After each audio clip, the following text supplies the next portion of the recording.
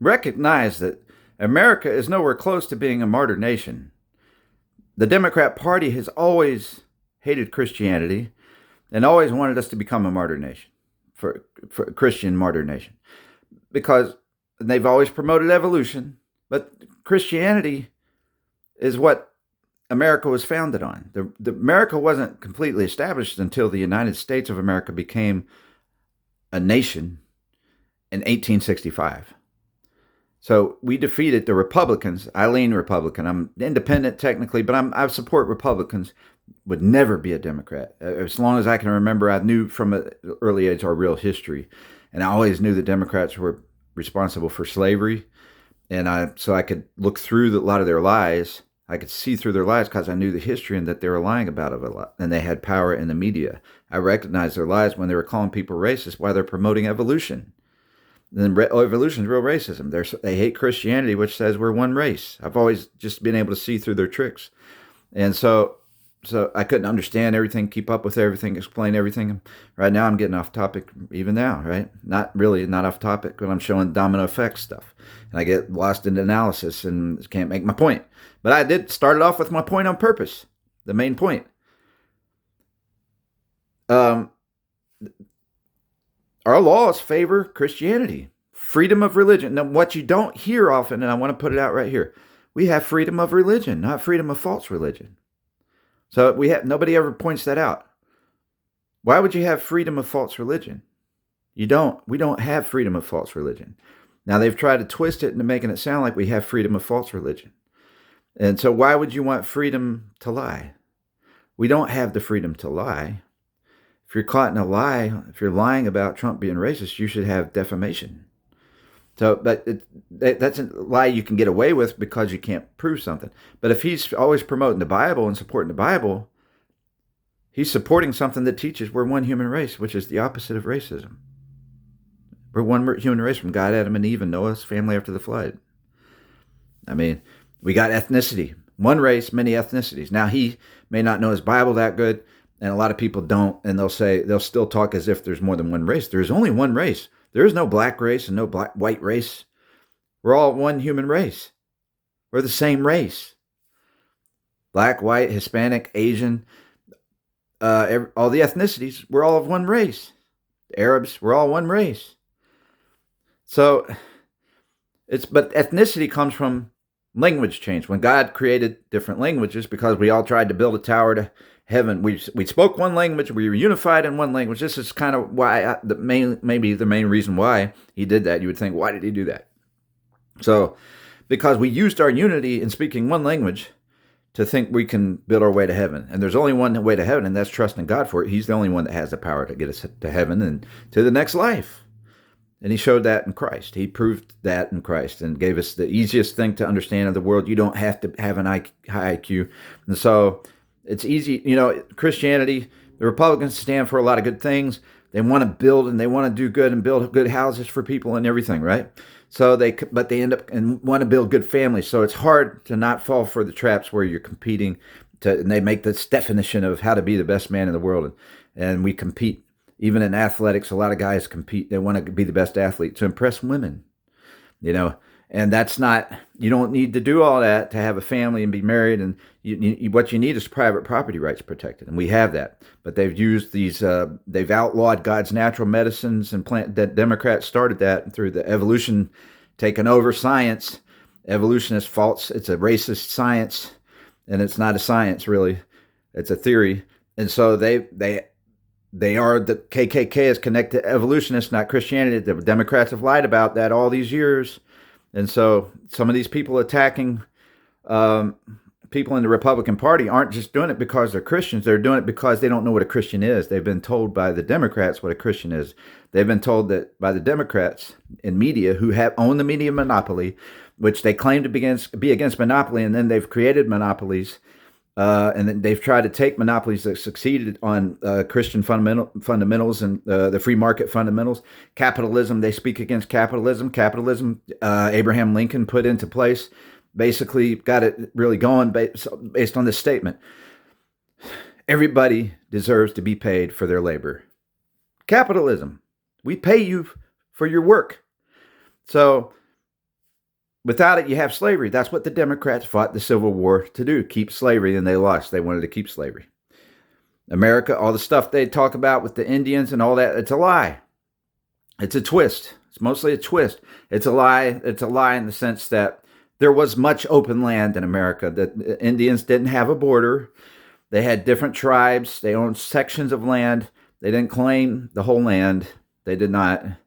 But when the segregationists, the Democrats are the segregationists, right? And they've used the drug laws to segregate people. But when the settlers, is the word I want. So settlers first came here, they were escaping England because they were being hung by the neck for reading the Bible. That's where we got freedom of speech. They came here for freedom of speech, freedom to read the Bible. They weren't allowed to read the Bible. The Catholic Church was in cahoots with the government at that time, and only the Pope was allowed to read the Bible. All right? So they fled here, also hearing that we had much open land, the most open land they've ever seen. And if you think about it today, look how much open land we still have after all this, all these years. You got all these, of course, a lot of it's national forests and stuff preserved, but that land has pretty much always been pretty open because most of the land that there's still Indians here, and they get to live on their lands, their Indian reservations, tax-free. From what I understand, they get some benefits, so they haven't been mistreated. But they were mistreated by certain groups, like when the Democrats came to America, or when the British were coming to America. The Democrats support that. The British, who are against us being free still, they supported. The Democrats brought the slavery. They fought the war to keep slavery. So I know I got off the point that I was on before all this, but the Democrats. Still, they're against God, though. Let me just make a point. I'm going to skip that point. I've told that history on other videos, but the history that they support is what's anti-American, but they're anti-Christ. They support anti-Christ, and there's a lot of Democrats who will say, well, I believe in Jesus, I believe in Christianity, and then they support everything he's against, and that doesn't make sense. But then they'll say, well, that's because you can't put God in politics, and where they're tricked into thinking that is because what the Catholic Church was doing and hanging people for reading the Bible back in the day. But then they don't support us having our freedom to read the Bible still. So that's, the Democrats don't. So that's out loud in public. We can't teach other people. Jesus gave us evidence. He's the only God that gave us evidence. So Democrats lie. And if you call them out and say that they lie, they'll say, well, everybody lies in politics. Republicans are liars too. And that's what they always say. Everybody lies. And they make it look like Republicans are lying. Republicans believe in a real hell. They believe in heaven and hell. A lot of Democrats believe we're in hell right now.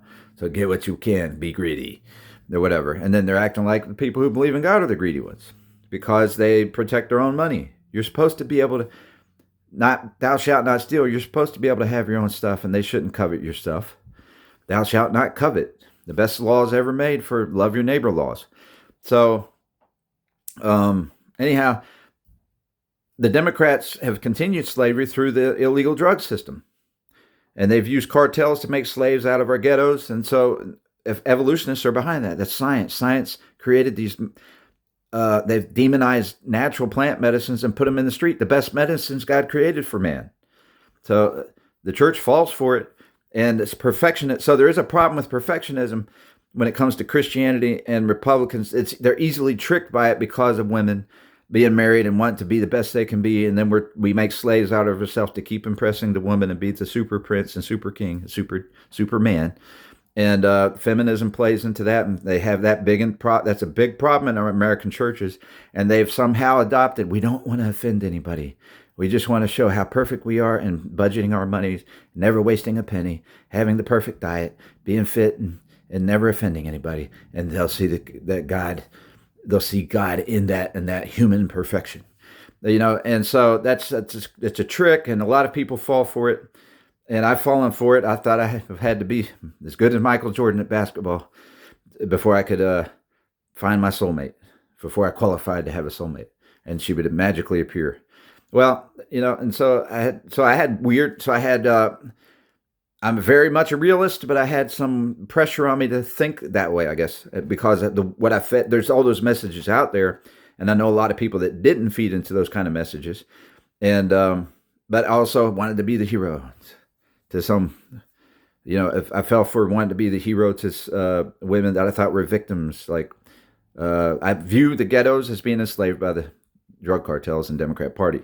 And so the thing is, in ghettos, most ghettos, I define ghettos as being overtaken by drug cartel, and that's whether it's a white ghetto, black ghetto, Hispanic ghetto, and it should be the place where you have a chance to build, save your money, pay lower mortgage, pay lower rent, and eventually save money by living there. If you want to build a bigger house later, that's good. Or if you want to stay in a kind of low budget neighborhood, shouldn't have to be a ghetto that's dealing with where you're dodging bullets and stuff. So, but you can do that and live humbly. I prefer to live humbly and live in a cheap house and be able to study and share more and work. I like to work. I can't stand to sit still, whether it's exercise, work, getting out. I like to move. I like to move with my brain if I'm not moving with my body, right? So I like to do that stuff. But I've suffered depression. I've had these high expectations that I've built into me. I've been robbed in my life. And my big problem was I had a big problem with that. I had a big problem with wanting to be patient and wait to recover stuff. But I've also, everywhere I go, I have outside pressure saying, why haven't you recovered yet? Why don't you have a new car after my cars were stolen? Why don't you have this and that? And I get depressed when it comes down to it, and I get tired of the process of trying to get stuff back. And so at those points and times where I'm like, it's going to take forever, I'll never be able to have a family and kids or whatever, and all this kind of stuff, because it's taken too long to recover. I don't know if I can be the provider. All that kind of stuff was in my head, and I would have a relapse and go out to places where you get robbed. But I did it at that point in time. That's when you actually, if there's a need for medicine, some people will argue you should never need medicine. That's a sin. They even want to put me to death for thinking I should need a medicine at that time. I don't believe that. I do believe God created medicine, and in Proverbs 31 it says, "Give a man strong drink on his deathbed." Now I don't want to be somebody who gives in to the urge of medicine. I do want to take a higher call, but it's not a sin to use a medicine. Give a man strong drink on his deathbed, and give a poor man wine. Proverbs chapter 31. Give a poor man wine to drown his pains and sorrows from poverty, so he doesn't have to think of them anymore. But my investment in that, all that stuff, is the fact that I know it's a trick, psychological trick, and I know that people kick down people like they did me, like they do me still, and it causes pain, it causes isolation, it causes frustration, and causes you to deal with impatience. And so I failed at being patient at those times, and I just thought, I need a break. I got to have some kind of social life. I don't fit in anywhere, partly because I talk politics, and everybody's been brainwashed by the Democrats and churches and everything that you're not allowed to talk your religion or politics. And I'm thinking, you're a religion, you're supposed to talk religion, and you're telling me, but your only religion is going to church every Sunday. And then you say people aren't saved if they don't go to church, but then you're telling them not to talk about Jesus. You're echoing the Democrats, because we've watched TV for so long. You've been brainwashed into thinking, I'm not going to offend anybody. I'm going to make money and show everybody. Actions speak louder than words.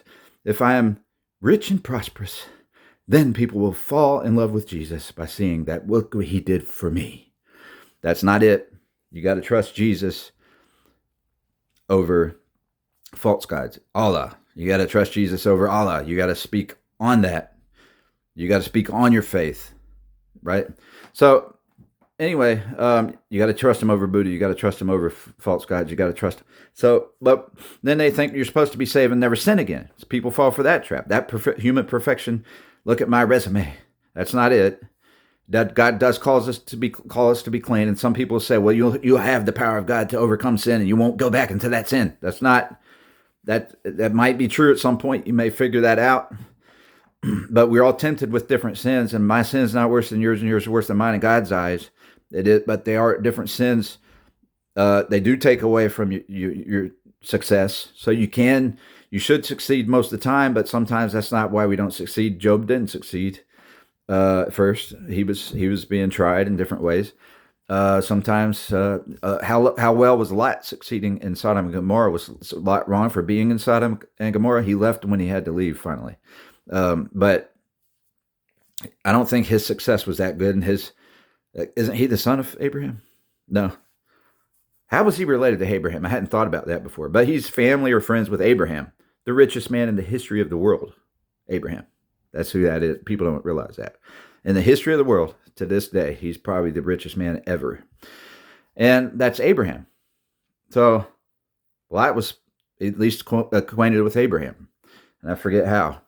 But Abraham's the one that prayed for mercy on Sodom and Gomorrah. Lord, will you spare them if 50 people are righteous in the city? If you find 50 people who love and honor you or who acknowledge you, will you spare the city? Yes, I will spare the city. And so Abraham's playing the role of Christ there, showing he's a mediator just like Christ is. So Christ has become our mediator between God and man, and he's helped God forgive us because we're all imperfect. All right, so human imperfection. So I think that the reason we are supposed to learn to be holy and how it is to be holy, and you can get better at a lot of things, but then you're going to, as soon as you realize you've conquered one sin and you've created habits, we're habitual. So there's certain things, if you're dealing with appetite and you want to call eating chocolate a sin, like me, I have an allergic reaction, but I'm still eating chocolate. I'm like, okay, I can do milk chocolate. It's not as strong as dark chocolate. And then I find out I still get itchy from it. But like my nose right now, baby, that's from that too. But so you do chocolate, and it takes a while. I don't know if I could ever be off it long enough to break the habit completely anytime soon. I'm saying it may take because I just had some yesterday, but it was milk chocolate ice cream. It wasn't dark chocolate. I didn't have a heavy dose, and I didn't mix coffee in it. So I'm doing a little better, still feeling a little better than I was when I was doing partying with it. But you have, I did gain weight though. I think that's why my memory's suffering some. So today it's halfway there, halfway gone, but it just goes. All of a sudden, it just disappears. All of a sudden, I draw blanks and I'm stuck and I can't go back to my point. So I'll get back to it right now. But you have, see, I went blank right there. Your chocolate, you're not going to just come off it easy. I might have to have 6 months before I know, okay, I'm not going back to that because I don't want to wrestle with that anymore. But then I get so much energy when I'm doing good. I don't want to go to bed at night. I can make a video like this and make it on point, maybe at that point, right? And then I'm like, I want to make another one because I know I have a lot of stuff packed in here that I want to share, and I can't remember it a lot of times. But if I'm watching the news and a subject comes up, I'm like, okay, I already have they're wrong about that, and I've already figured that out, and I've documented it in some places. I have it written down even. And but I have it's written in here too, but it's hard to recollect it until I hear the subject and it comes right to me. But if I'm just coming out here and trying to regurgitate it, that's not exactly right word, but if I'm trying to relate it to people and communicate it to people out of my head right now, it doesn't just come when I want it to all the time. So especially since you see I've I go down the analytical trail big time, and so how much there's really. So I have so that's a different thing about me, but naturally, even if I was all the way healthy, I'm still not the best at rote memory. And I have more facts and things, more studies in my mind than most people do. I had 1 year of insomnia where I studied 24 hours a day for a whole year. So in a situation, literally. And I'm lucky I didn't die. I thought I was going to die from no sleep. I felt like I was going to by the end of the year, but it was brought on by bronchitis and a few other things that happened while I had bronchitis. The insomnia started, the coughing and all that. And I started studying and this and that. And I had some threats on my life at the time. So I just kept studying. And I couldn't get any help for it. Certain threats that from where nobody could defend me on it or anything because I had been somewhere I shouldn't be, right? It had to do with drugs.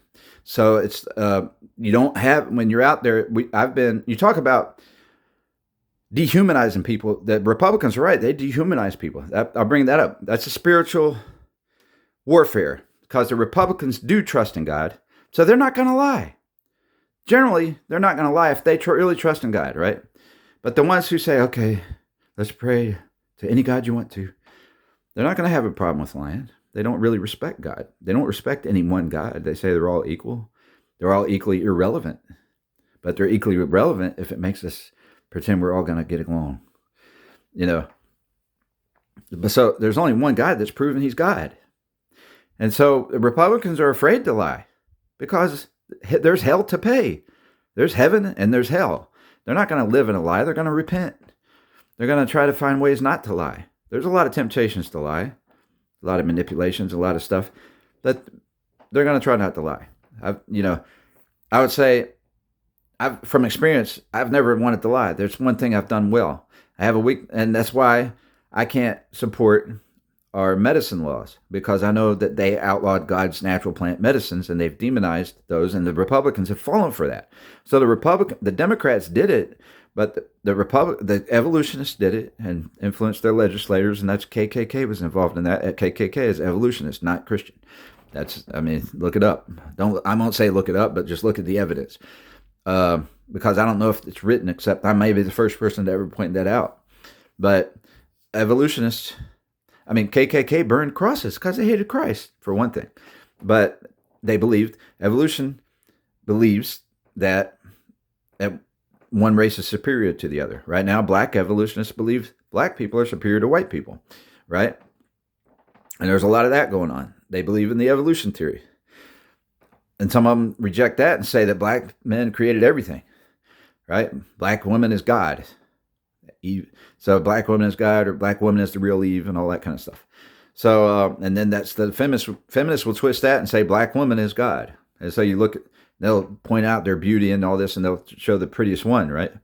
And I say that as a joke, but because, I don't understand. There's one thing about God's creation I don't understand. Okay, so how do we think some people are prettier than others and all that kind of stuff? But when somebody falls in love with somebody because personality, spiritual connection, and all that kind of stuff, you're attracted to them. And that's the main person you're attracted to.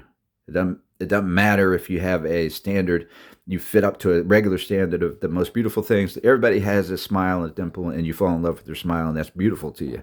And it should be the thing that's beautiful to you when you see your mate, whether it's your husband or wife. The husband or wife, they both they like their mate's smile. They like seeing their mate relaxing and safe, and that's beautiful to them. So that's, you want to see your mate happy. So when you're having intimate relations and creating children and everything else, there's nothing better than caring and being considerate of how your mate feels during that whole process. And so it's a lot of people that are inconsiderate. They don't have as good a romantic relationship as people who are considerate of the feelings of the other person they're intimate with. So that's a psychology I've understood for a long time, and I thought, man, I know how to treat somebody better than they treat. All these pimps, all these women are enslaved by pimps and stuff. Really, and pimps are really usually drug dealers. And I've always been jealous of the fact that they get all the women, in a sense, and they don't even treat them good. Right? I'm thinking they deserve to be treated well, right? And so I'm looking at them like they're slaves. So I've seen a lot of that in my life, but I understand they're a slave to the system more than they are to each other, in a sense, because there's nowhere to go where anybody's treated nice. They're dehumanized. The Fox News does this, and I don't like this about Fox News or the Republicans.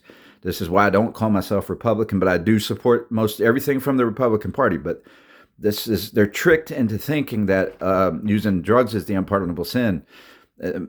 Medicine is the unpardonable sin, but then they promote coffee. That's a drug.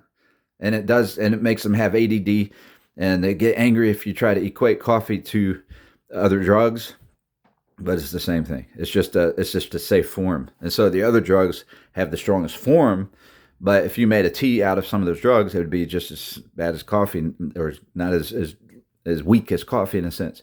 It wouldn't be that bad, some of them, right? So, but then there's downers, there's uppers, there's all that. I know the science to it, and I know all the science to it. I know nutrition. I learned it mostly from studying nutrition, and I've had issues in my life, so I've been around some of that. But I learned the truth about the stuff, and this cartels know science better, medicinal science better than our doctors do. Better than our scientists, our good scientists do, because they've had to experiment with every one of them. Instead, they've broken the rules and experimented with every one of them, but some of those rules are bad rules, right? When you outlaw God's natural plant medicine and you don't let our doctors, the good scientists, aren't going to break the rules, and they're not going to ever get to see any evidence, and you're just using lab rats. But the cartel scientists, they get to go to dope houses and everything else and see how the ones that they cheat and mix and poison different ones for their customers. But then them and their girlfriends are the real kingpins and all them. They get the real stuff, and they get to see if it works medicinally, if it helps somebody medicinally. They can make it, and they know that if they give them a weak form and do, say, marijuana mixed with a little, you're not supposed to mix according to the Bible. But anyway, there's ways to do medicine to where it can be of help to somebody, but it's still dangerous. You're never supposed to trust it. I only talk about that to get the laws right, not to promote the use of it. I believe in teaching abstinence, but I believe that people who are pre-exposed should have better options, because it's just like spinach. It's just like any food. If you ever tried it, it's always going to be part of your mind's appetite, and that's worse than addiction in a sense, because it's not a fair thing to marginalize and dehumanize people who we call addicts because they use a medicine, or whether it's a street medicine or another medicine. And so the onus, if that's a word, I forget, but the pressure should be on dealers. They should have a license to deal. I don't support dealing. I've been around this stuff before, but I've never supported dealing. For those who think I'm a hypocrite for speaking against drug cartels, I'm against the killing. I'm against the stealing. And I'm against the dealing that imposes stuff on people that they can get in trouble for. Bottom line, I do believe that should be legalized. I think it's a trick, so I don't hate on the dealers, because it's put in their hands by the government. The government won't give a legal venue, so people do need medicine in this world, and then I get criticized for saying that people need medicine. No, they don't. They don't need it at all. That's not biblical. That's not biblical. Proverbs 31. Give a man strong drink on his deathbed. I'll repeat it. And a poor man wine to pain his drown. Let's see. And give a poor man wine to drown his pains and sorrows from poverty, so he doesn't have to think of them anymore. But it's not for kings to drink, or princes, so they don't pervert justice.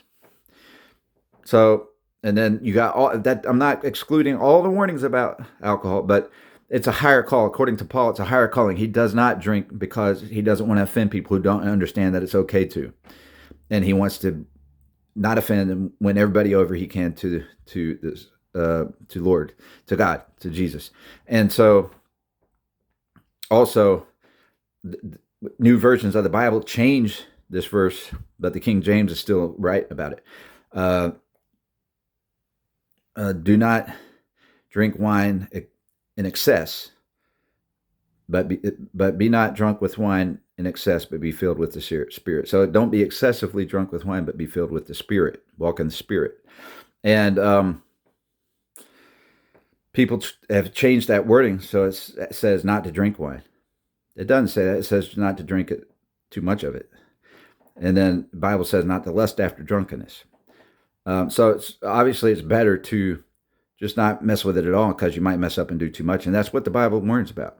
And so I don't like being drunk or anything, because I'm not thinking about God clearly. That's why I've never gotten addicted to something. Really, because I like being able to think about God. I like my mind. I like being able to see the truth and be sober, be vigilant. That verse that says, be sober, be vigilant, for your adversary, the devil, is walking around as a roaring lion, seeking whom he may devour. That's not even, the sober there is not, it can include being drunk, but it's not talking about drunk. It's saying be sober, in my view. I'm pretty sure this is true, accurate. It's really talking about being temperate, walking in the Spirit, and being temperate, and controlling your temper, and being calm, and sober, and vigilant, and having good reactions. So I got less than a minute left. I never got back around to the main point. But I'm going to end it anyway, and maybe continue my points on later videos. They're going to come up, and they come up sporadically because there's so many subjects I'm dealing with right now, actually, and I'm playing catch up. I'm way behind on so many things. It's hard. That's part of the reason I'm having trouble remembering stuff. I got a lot of topics on my mind that I've already had a good understanding of through thorough study and evaluation. But I'm going to have to end, and America is not a martyr nation, not even close. Right now, we're repairing it. America is being fixed by Trump better than ever. It's not a martyr nation, and that could be a trick. I hate to hear Republicans say that. Those are the ones that are hypocrites, maybe connected to a false religion like Mormonism. We're not a martyr nation, not even close. We're actually coming out of that stage now with Trump in office.